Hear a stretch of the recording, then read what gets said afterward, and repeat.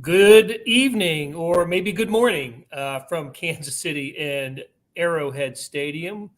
This is Sports Beat Live. This is the show where we talk about the Kansas City Chiefs, and we're doing it a few hours after their 23-20 victory over the Cincinnati Bengals in the AFC Championship game. Please join us with your questions and comments and talk to Herbie, Teope, and Jesse Newell, along with myself. We'd love to talk about this game with you because there was a lot to talk about, a lot to discuss. And let's start off with the top. Chiefs are going back to the Super Bowl, third time in 4 years. They're going to play the Philadelphia Eagles in Glendale, Arizona, 2 weeks from today. And Super Bowl 57, I believe, we're up to now. So, Herbie, I'll start it off by saying the Chiefs never trailed in this game, and yet my confidence factor in them winning was never really high until Patrick Mahomes got pushed out of bounds at the end of the game to get the penalty. That's my quick thought. What's your quick thought on the Chiefs winning this game tonight? I tend to agree with you because I'll go ahead and, for full disclosure purposes, now that the game is over, but I'll let the folks know I did not pick the Chiefs to win this game. I actually thought the Bengals were going to win it. And then when, late in the fourth quarter, when the Bengals got the ball back with just a little bit more than, I think like 2 minutes left in the game, before they gave it back to the Chiefs. Yeah, I was like, well, here comes the game-winning field goal. Their kicker is going to do it 2 years in a row, kick the game-winning field goal, but it didn't turn out that way. I tend to agree with you, Blair, that I wasn't confident at all, even when they were trailing, but I actually thought the Bengals were going to eventually come out on top, and it didn't happen. Mahomes happened. Harrison Butker happened. The sideline penalty happened. Sky Moore happened. There were a lot of things that happened there that contributed to the Chiefs' win. Yeah, for sure. All right, how about your quick thoughts, Jesse, and then we'll get into some specifics. Yeah, ye of little faith. You, Blair and Herbie, both picking the Bengals in this game. Let me just say right off the top, I was with Herbie on this. I thought coming in the Bengals were a better team, and I was just overwhelmed by their performance at Buffalo last week. So I had picked the Bengals as well. But you did not.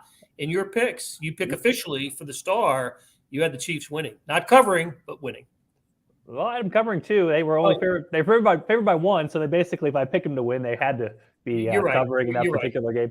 But never in doubt, guys. Come on, never in doubt. But no, Roy hit it on the head. What a redemption game, right? I mean, this is why sports are such great drama. I mean, how many storylines could we have wrapped up in this one final game to send them to the Super Bowl? Like Sky Moore returning punts. Guys, Sky Moore didn't think he was going to be returning punts this year. He returned ever again. Ever again. Yeah, I mean, he said, I kept practicing him. He was the fourth-string punt returner coming into today, and they need him because they're 3 guys down, and he returns over 29 yards and puts them almost in field goal range. I mean, we talk about Harrison Butker went through his struggles, along with Tommy Townsend holding. Perfect on kicks. We talk about Joshua Williams. Okay, Joshua Williams, he has like one tweet the whole year. It's about how he was disappointed himself after the last Cincinnati Bengals game because he gave up that catch over the middle. He gets the interception out here. We talk about Chris Jones, never had a playoff sack. He gets 2 of them, and then the biggest one of the game to turn the ball back over to the Chiefs. I mean, you just go down the line here. Patrick Mahomes lost his mind last year in the AFC Championship game, the second half against the Bengals in this building. He leads them down the field and hobbles down the field to get them that first down crucial at the end to get them in field goal range. I mean, it's like, we always talk about these storybook endings, but you literally almost couldn't have pulled a character out of the Chiefs' book today. It did not get set up for a moment today for them to be the quote-unquote hero. And that's how these Chiefs worked, and they stuck together in tough times. Obviously, they let that game last year motivate them for this year. They were beat up. They were, as Eric Bieniemy always says, they drag their ass to the finish line. He always uses that quote with us. And I mean, there is no better indication of this game of a team dragging their ass to the finish line than the Kansas City Chiefs down 3 receivers, Travis Kelce hobbling, Patrick Mahomes hobbling. I just saw the next-gen stat that Patrick Mahomes hadn't got above 14 miles an hour on any run in the postseason. He got to 18 miles an hour on that scramble. I mean, that just personifies this team, and so many unlikely heroes, but they all came through tonight. That's why this team's in the Super Bowl. Well, a lot of great comments and a lot of folks identifying different areas that helped the Chiefs win. But I made my star of the game, Chris Jones, for all the for all the players, Jesse, that you just named. I thought Chris Jones had the type of game tonight that Aaron Donald had against the Bengals in the Super Bowl last year. Which, by the way, the Bengals lost by the score of 23-20. But not only with his 2 sacks, including the incredibly timely one at the end that forced the Bengals to punt to Sky Moore, but his just constant pressure on Joe Burrow was top-notch stuff. I mean, defensive player of the year type of game for Chris Jones, and happy to see him get his first sack. I know after the game he said, getting his first playoff sack isn't meaningful to him. It's more meaningful to the media that keeps bringing it up. Heck, it was meaningful for Chris Jones, and it came in the biggest game of the season for him. And he's one of the players that wasn't hobbling or on the injury list. You got full strength Chris Jones in this game, and it's just Herbie. It's just a great way to. I can't say cap because there's another game to go, but. What a great moment for Chris Jones. I don't want to say it's the best game he's ever played, but it may be one of the more memorable games he's ever played.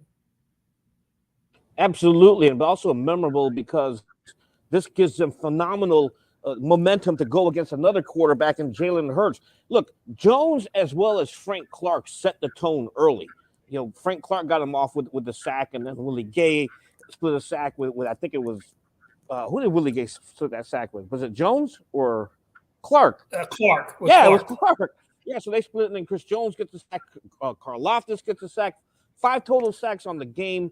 Chris Jones finished with 2 of them, as well as a team-high 5 quarterback hits. He was dominant, like you mentioned. It reminded me of Aaron Donald. That was that kind of a defensive performance where an interior defensive lineman takes over a game, and that's what Jones did today. And that's why he's an all-pro. Yeah, real famously, Aaron Donald pointed to the ring at the end when he clinched the game against the Bengals last year. Yeah. If Chris Jones has his performance next week, he can start pointing, I guess, maybe to the other finger to get his second ring. But yeah, the end of the halves, and we've been talking so much this year about Chris Jones just being the closer for the Chiefs. The very end of the first half, a key play, I highlighted this on Twitter with the video that's out there. He bowls through 2 guys to get Joe Burrow with that play with 8 seconds left. Makes him throw it early, incomplete pass. That's 3 points instead of 7 points. That's a huge play in the game, and that was a huge momentum changer as well. But then just the smarts and how they use him too. He hadn't really been on the outside. KU guy, Hakeem Adeniji, I'm just being honest. Like, he was drafted in the NFL as kind of a swing guy, right guard, right tackle sort of guy. With all the injuries, he was moved out to right tackle. He struggled today, man. Like, he was the weak link in the chain. So if you go back and watch the video, guys, him and Carlos Dunlap are talking before the snap about who's going to be on the outside, who's going to be on the inside. They almost switch, and instead Chris Jones stays on the outside. We know he did that last year, the start of last year. It was kind of the failed experiment, if you will, but he stays on the outside and stays up against Hakeem Adeniji and just immediately beats him around the edge. So we're talking about the moves. We're talking about the intelligence, being able to beat a guy, and then also saving something in the tank for the end, because for much of the second half, look at the D-line was kind of wearing down a little bit, and this was the crucial possession of the game. So for Chris Jones to deliver, again, just the closer for what the Chiefs have been, how many times has he gotten the sack in a crucial situation?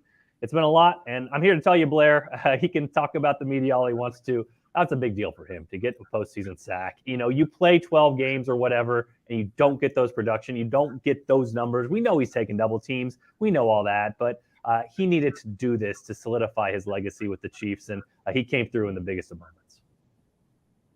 The other big thing that he thought about it is during his game press conference, what did he tell us?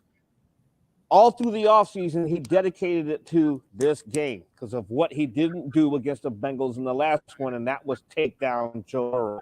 I just found it fascinating that, when he finally came out and said that this entire offseason was dedicated to this moment, and it was his redemption as well. We talked about redemptions earlier. We talked about Harrison Butker, Sky Moore. Chris Jones's redemption is making up for last year not getting to Burrow. Blair, I think you were there. I mean, it was crazy. In June in OTAs, it's one of the first assignments I covered. Chris Jones comes to the podium, and we're just asking him normal summer questions.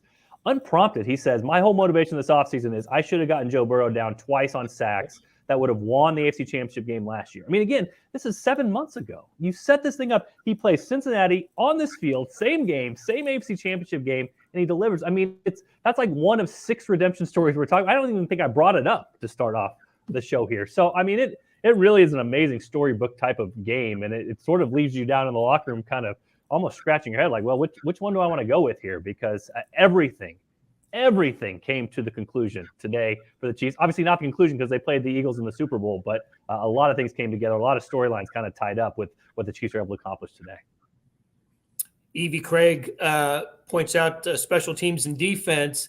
I'll tell you, Evie, one thing that I really like about the way this game ended was think about the sequence of big plays that led to the Chiefs win. It was starts with the Chris Jones sack, continues with the Sky Moore punt return, continues with Patrick Mahomes, finding a little bit of an opening and scrambling to go out of bounds and gets pushed for the penalty. And then, of course, the Butker field goal. Defense, special teams, offense, special teams. They all made a major play in the last minute of the game to win this game for the Chiefs. Chiefs got the ball back with 30 seconds to go when Sky Moore finished his punt return. I think it was 30 seconds. So defense, special teams, they all contributed in this one. Who was it who pointed it out? Also, how many rookies in the secondary played today? Well, they all played. And what kind of game did they have collectively, Jesse? It was pretty impressive stuff from the McDuffie and Williams and Watson and Cook. I mean, these are Chiefs don't win the game if these guys don't have the games that they have. And then they lose L'Jarius Sneed in the first quarter. So tip of the cap to the youngsters in the secondary. Yeah, I remember training camp, and we were talking just big picture storylines on the radio, just like, hey, what have you gained from this? What have you learned from this? And I remember the one thing I said was, this rookie class, this is not normal. You know what I mean? Usually you draft 5th or 6th round guys, you cut them, they don't make the team, they don't pan out like you thought. And they were just so high on all of them. I mean, it was crazy. We always heard about Pacheco early on. That was like the fantasy football darling from the very start. And every national writer who went to Chiefs camp came away and said, you got to watch this Pacheco guy. But now you look, I mean, Jalen Watson developed over the course of the year. Joshua Williams, I said earlier, he had his toughest game against Cincinnati last time. He comes away with the interception. Brian Cook gets beat on the out and up, even though it's a really perfectly placed ball by Joe Burrow to Jamar Chase that puts Cincinnati in position to come back in this game and tie it up. They go to that same out and up route. What happens? Brian Cook gets his head around, tips the ball up. Joshua Williams gets the interception. Again, one of the biggest plays of the game. So you're talking 2nd round pick, 7th round pick, 7th round pick. Karlaftis had a sack. You add him in there. Obviously, Trent McDuffie has solidified their secondary. So it's an amazing thing. And I do want to speak to also like what the Chiefs have rolling here, because like this doesn't happen if Brett Veach thinks something and his front office thinks something and Andy Reid thinks something, and those things don't all come together. Because I think you see other teams, this happens, or it happens when you got to get a change in tenure where you have this 2nd round pick from the previous tenure, you have to trade him for a 7th round pick because they didn't fit the new scheme, all those sorts of things. But there has to be this sort of cohesion to be like, we believe in this guy, and because we believe in this guy, the coaching staff believes in this guy, because they believe in the guy, they develop him, and all of that has come together for the Chiefs in a really amazing way and a very short amount of time. So, all the props go to that. I mean, they kept all 10 of those rookies. They're all on the roster right now, and as you said, Blair, I mean, you can go up and down the line at the contributions that they made in this particular game, and a huge reason why the Chiefs are going to the Super Bowl.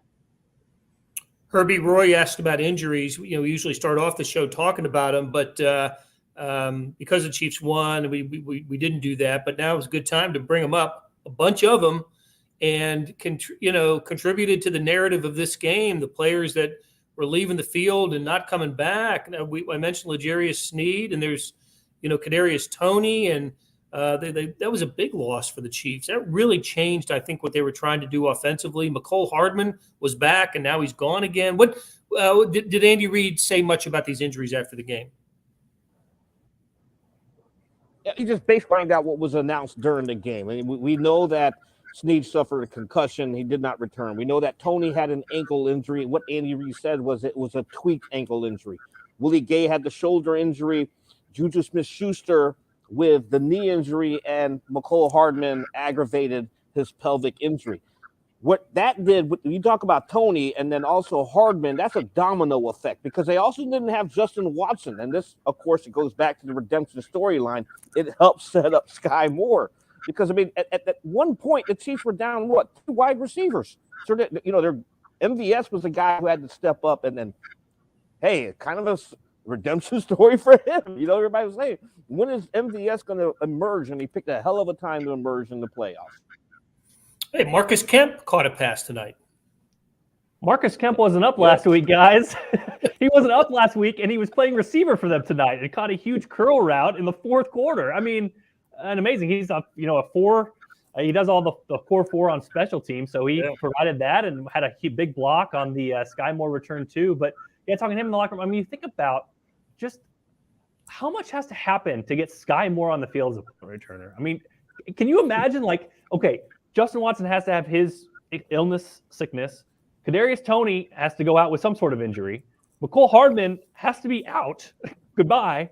And then you get to Sky Moore, who gets the 29-yard return. Same thing for Marcus Kemp.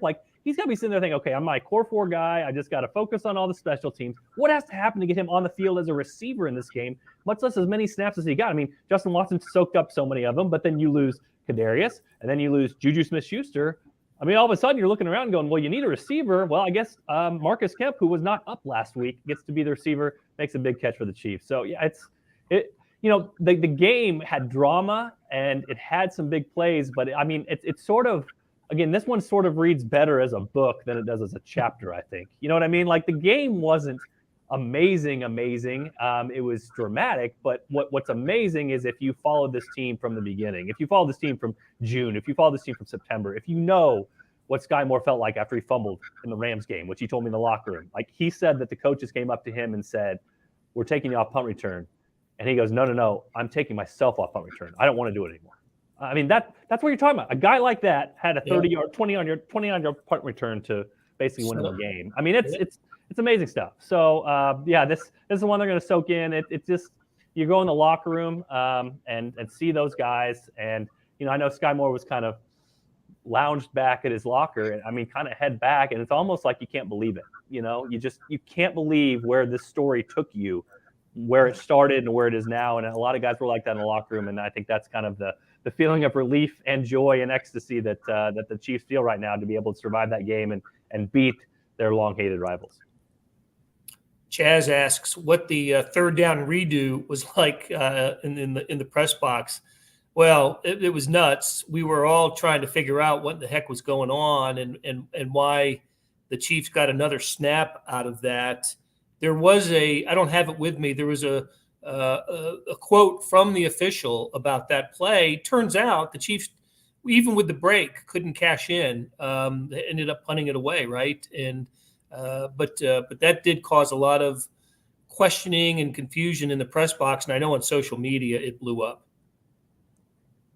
Yeah, I think there was a wide angle that showed the official trying to come in. So I think once you have him out of position and showing that he was trying to stop the play, I don't really know what other circumstances they have. I mean, it's just you sort of try to make the best of a bad situation, because if it was just a clock issue, which was what we thought at the time, okay, just subtract 10 seconds or whatever it was supposed to be, and then make it fourth down. But because the official was out of position on the field, came in to basically blow the thing dead because he saw the clock, you got to go back to the start, I guess. And that's what they ruled. And as you said, the Chiefs actually got a pass interference call on that play, so they got a fresh set of downs, but ended up punting later. So it was dicey for the Chiefs. You mentioned it earlier, Blair. I mean, for a game that the Chiefs never trailed, there were some definite dicey moments toward the end there, and punting it back to Burrow and giving that offense a chance to go win another one at Arrowhead, that was among the top of those. When you talk about that play, though, Blair, to me it just highlights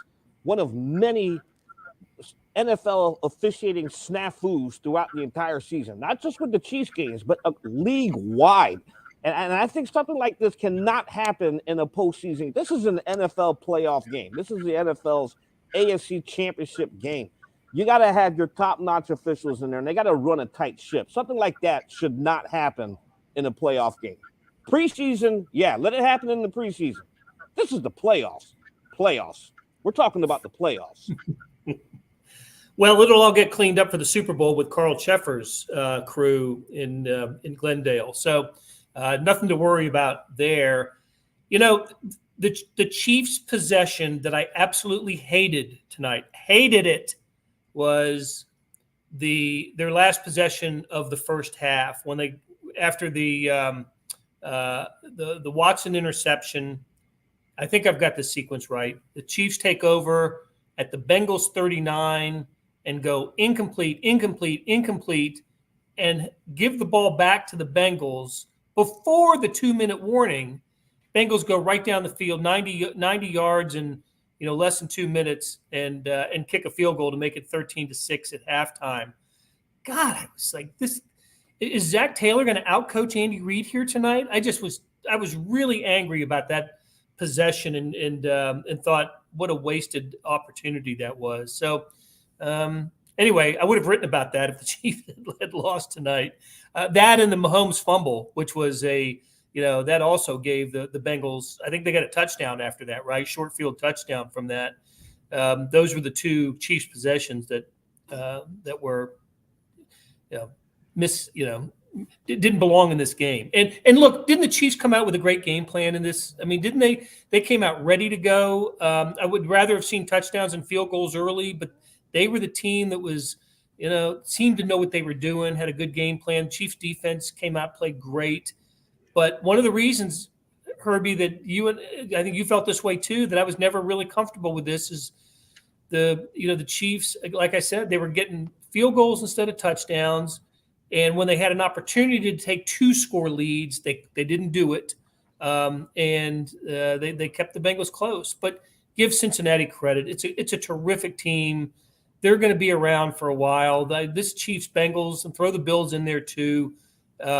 These teams are going to be in the upper half of the AFC and Super Bowl contenders every year. Did you guys have a moment in the game that you questioned or was really bothersome to you? I guess I'll take it. Take it. The Mahomes fumble backwards just reminded me so much of the Kelsey fumble in the previous game. The Chiefs had control. It felt like they were driving. It felt like they were going to score. It felt like they were going to go up 2 scores, and then this weird thing that you just don't expect. I mean, did Travis Kelsey fumble the rest of the year outside of the Cincinnati game? I don't think he did.